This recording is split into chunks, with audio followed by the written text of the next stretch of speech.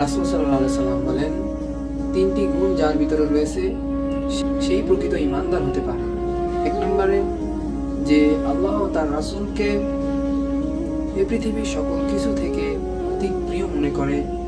দুই, কাউকে ভালোবাসলে সে শুধুমাত্র আল্লাহর জন্যই তাকে ভালোবাসে এবং মন্দ কাজ ও পাপ কাজ করাকে আগুনে নিক্ষেপ হওয়ার মতোই অপছন্দ করে।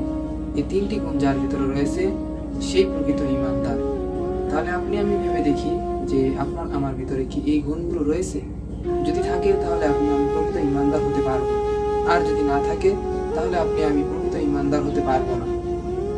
তাই যদি না থাকে, আজ থেকে আমরা আল্লাহ রাসূলকে শুধুমাত্র এই দুনিয়ার সকল কিছু থেকে অতি প্রিয় মনে করতে হবে এবং আমরা এই দুনিয়াতে যাকেই ভালোবাসি না কেন, যেটা কি পছন্দ মনে করি না কেন, যাই ভালোবাসার পাত্র মনে করি না কেন, সকল কিছুই শুধুমাত্র আল্লাহর জন্যই।